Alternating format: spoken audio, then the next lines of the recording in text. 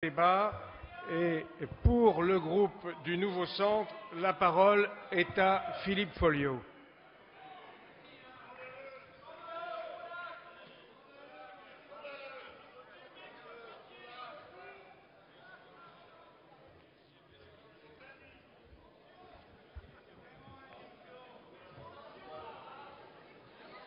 Parole.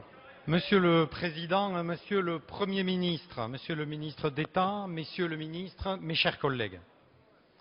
C'est la première fois depuis la révision constitutionnelle du 23 juillet 2008 que la prolongation d'une opération extérieure, 4 mois après son début effectif, est soumise à l'approbation du Parlement en vertu de l'article 35, alinéa 3 de la Constitution. Ce débat est ô combien important au moment où nombre de nos concitoyens s'interrogent légitimement sur la nature de notre intervention et à l'heure où, parallèlement, l'on commence à parler d'un désengagement dans un avenir proche de nos troupes en Afghanistan. Le progrès est considérable. Nous sommes parvenus à un schéma d'équilibre. Même si l'information directe des parlementaires par l'exécutif peut pour certains parfois laisser à désirer, ceux qui n'ont de cesse à réclamer un débat suivi d'un vote au Parlement vont pouvoir aujourd'hui assurer clairement leurs responsabilités. Toutefois, dans de telles circonstances, et alors que la vie de nos soldats sur le théâtre est engagée, le groupe Nouveau Centre et apparenté autour de son nouveau président, Yvan Lachaud, en appelle à l'unité nationale.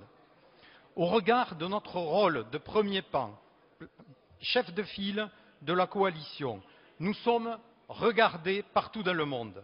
Les querelles de chapelle ne devraient pas avoir leur place au moment où les premiers résultats se font sentir et où les combats s'intensifient sur le territoire libyen. Concernant le lancement de cette opération, nous saluons l'indiscutable esprit d'initiative et l'incontestable rapidité d'action et de décision du président de la République qui ont permis d'éviter un bain de sang à Benghazi. Que n'auraient pas dit les bonnes âmes qui s'opposent à cette intervention si nous n'avions laissé faire un nouveau Srebrenica dont hier nous venons de célébrer tristement le 16e anniversaire. Monsieur le Premier ministre, l'action à la fois juste, courageuse et déterminée du gouvernement, et notamment du ministre d'État, honore la diplomatie française au-delà de nos frontières. La France a fait un pari sur l'avenir en animant le groupe de contact et en étant le premier pays à reconnaître la légitimité du Conseil national de transition. Cela s'est rapidement traduit par la mise en place d'une présence diplomatique à Benghazi, fief des insurgés. Et saluons le courage et la détermination de notre chargé d'affaires, l'ambassadeur Antoine Sivan, qui, dans des conditions difficiles et périlleuses, sous la protection du GIGN, assume une mission complexe qui fait honneur à nos diplomates. Je souhaite, au nom du groupe centriste, et je suis convaincu que nous nous retrouverons tous, quels que soient les bancs, rendre un hommage solennel aux hommes et femmes engagés dans nos forces maritimes et aériennes sur ce théâtre. Souvent jeunes, c'est avec le professionnalisme et le courage qui les caractérisent qu'ils défendent le droit international, les couleurs de la France et les valeurs de la République sur ce théâtre d'opérations extérieures. Il y a 15 jours, en visite à la base aérienne 115 d'Orange, j'ai pu personnellement mieux me rendre compte de la nature de leur engagement, des moyens mis en œuvre et du caractère particulièrement délicat de leur action. Ayant partagé avec eux un vol d'entraînement sur Mirage 2000, j'ai pu prendre conscience de l'extrême difficulté de la tâche d'un pilote de chasse, puisque les décisions sont prises dans des conditions hors normes, en une fraction de seconde, avec des conséquences d'autant plus importantes que les forces kadhafistes se sont insérées au milieu de la population civile, se servant d'innocents comme de vulgaires boucliers humains. Déjouant les vilités de certains agitateurs islamistes, nous devons saluer le vent de liberté et de démocratie qui souffle dans le monde arabe. Hier, ce sont des régimes archaïques, je pense à la Tunisie et à l'Égypte, qui se sont écroulés tels des châteaux de cartes. Aujourd'hui, les insurrections libyennes, syriennes, yéménites et autres se heurtent à l'acharnement sanguinaire du pouvoir en place. En Tunisie comme en Égypte, la communauté internationale a soutenu les aspirations de la rue en condamnant avec fermeté l'action des forces de sécurité lorsqu'elles ont eu recours à la violence pour mettre un terme aux manifestations.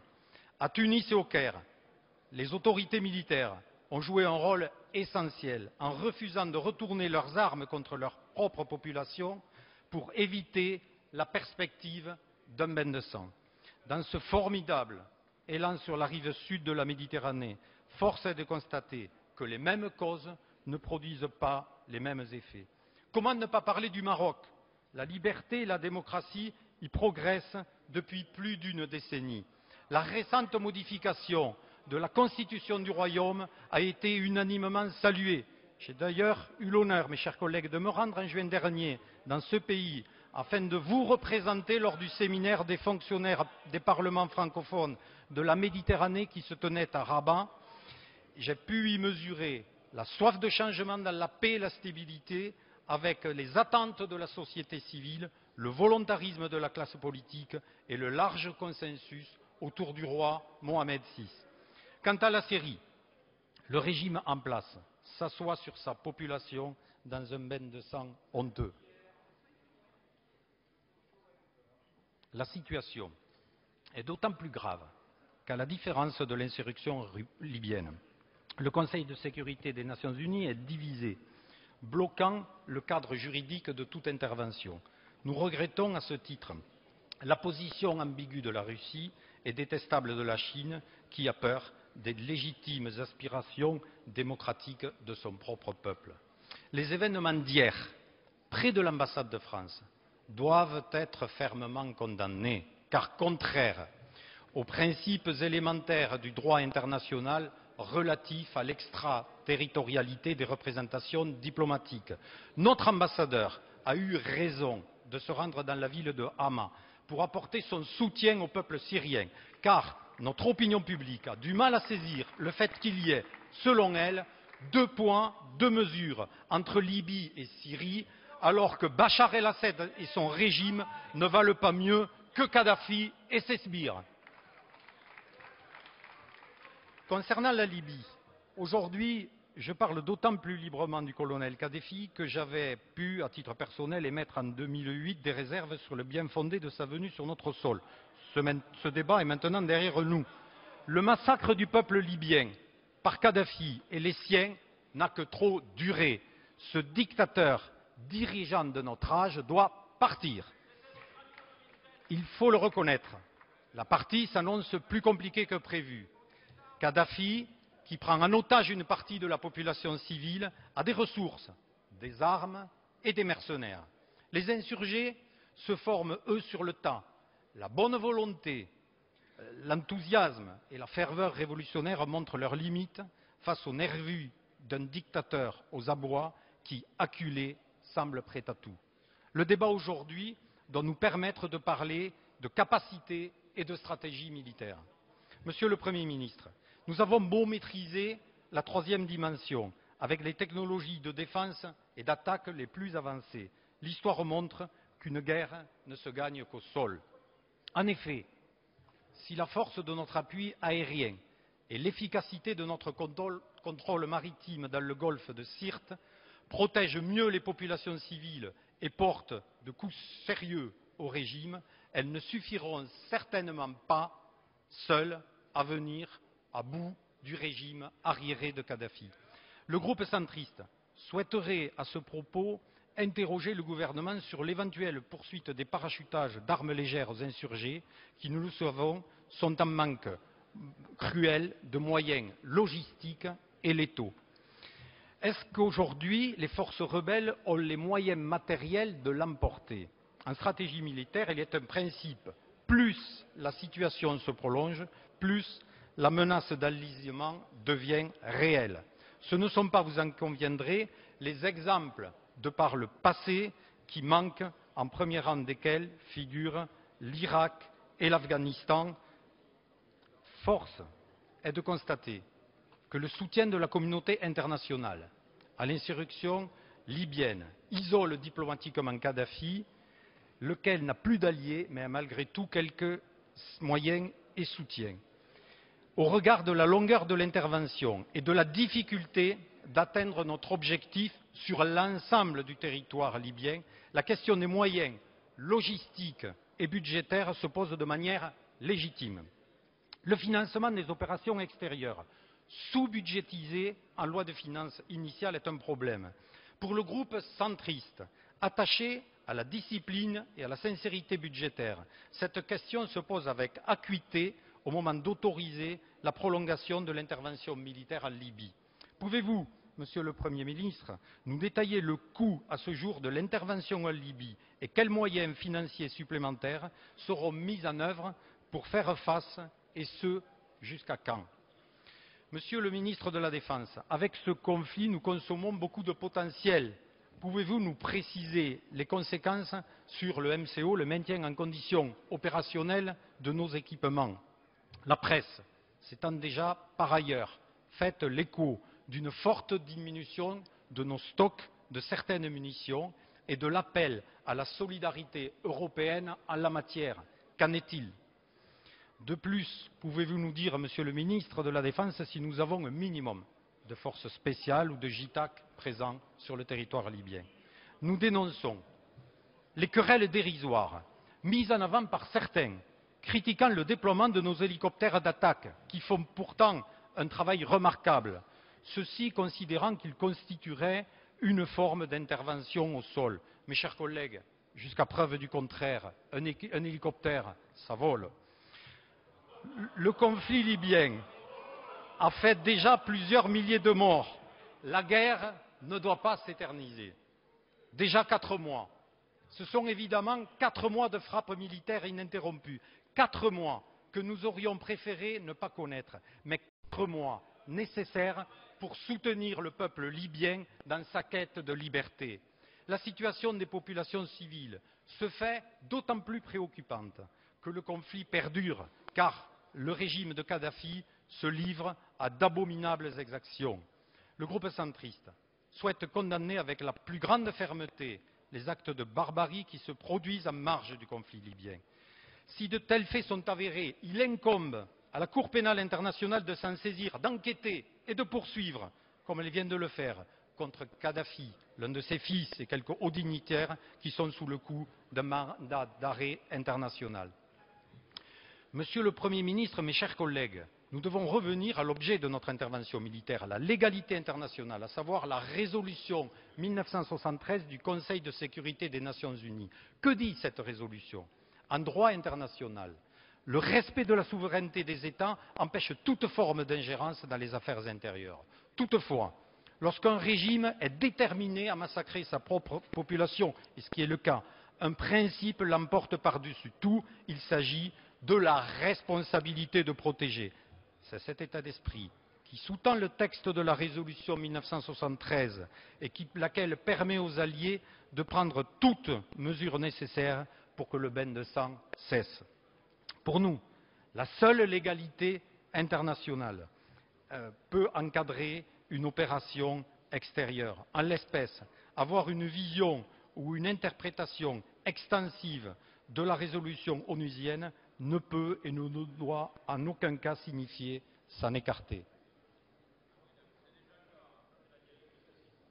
Aux côtés de nos alliés, du Royaume-Uni au premier chef, et des États-Unis, mais aussi du Liban, dont le rôle au Conseil de sécurité a été déterminant, la France a permis de traduire les discours en actes au travers du vote de la résolution 1973 qui a donné le cadre juridique et la légitimité à notre intervention. Sans nos alliés, nous ne serions que peu de choses. Notre groupe en profite pour saluer l'esprit de responsabilité de nos partenaires qui ont voté en faveur de la résolution 1973 et le courage de ceux qui sont aujourd'hui à nos côtés pour la mettre en œuvre, notamment les Émirats arabes unis et le Qatar. Comme toutes les coalitions, le fonctionnement de celle-ci, amené de fait par l'OTAN, est perfectible. Des ajustements sont certainement nécessaires. Mais, à ce stade, nous, centristes, européens convaincus, regrettons simplement qu'un certain nombre de nos partenaires de l'Europe, Allemands en tête, ne nous aient pas suivis dans cette démarche. Ainsi, nous aurions posé une première pierre pour la mise en œuvre d'une politique européenne de sécurité et de défense si chère à nos cœurs. Si Kadhafi restait en place, alors qu'une coalition internationale, agissant sous l'égide des Nations Unies, est venue en aide à son peuple, ce serait un cuisant échec. S'il reste en place, le dictateur mégalo de Tripoli massacrerait les populations qui ont eu le courage de se mobiliser pour leur liberté. Dans cette hypothèse d'un maintien au pouvoir de Kadhafi, cette hypothèse de l'impensable, un terrible coup serait porté aux autres pays arabes. En effet, à l'heure où la Russie syrienne est sévèrement réprimée dans le sang, quel funeste signal la communauté internationale ne donnerait-elle pas en assistant à une victoire du dictateur de Tripoli?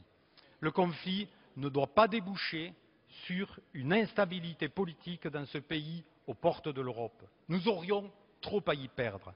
Toutefois, dans la recherche d'une solution politique, n'oublions pas que ce pays, historiquement composé de 3 entités distinctes, cyrénaïque, faisane et tripolitaine, peut, dans une option confédérale, trouver l'amorce d'une solution.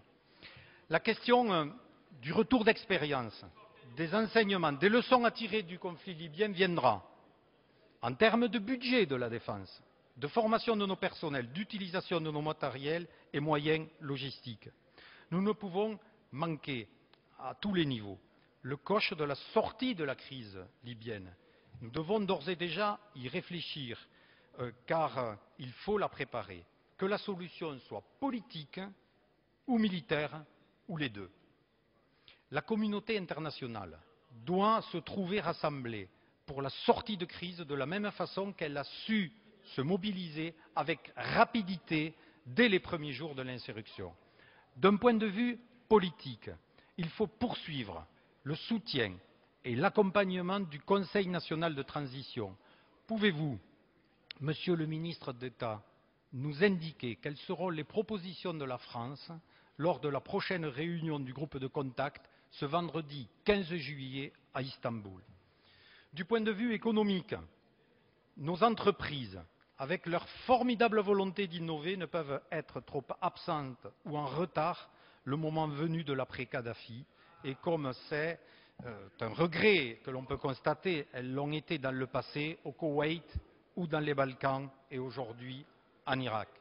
Quand on voit par exemple l'activisme chinois pour faire des propositions de services du côté de Benghazi, il ne faudrait pas qu'après avoir fait l'essentiel du difficile travail, d'autres profitent indûment de celui-ci. En conclusion, Monsieur le Premier ministre, mes chers collègues, la France est grande lorsqu'elle est elle-même aux côtés des peuples et de leur quête de liberté, lorsqu'elle assume ses responsabilités internationales singulières en qualité de membre du Conseil de sécurité de l'ONU, devant l'impérieuse responsabilité de protéger les populations démunies face au délire fou d'un dictateur usé, le groupe Nouveau Centre et apparentés approuve la déclaration du gouvernement relative à la poursuite de l'intervention de nos forces armées en Libye. Je vous remercie.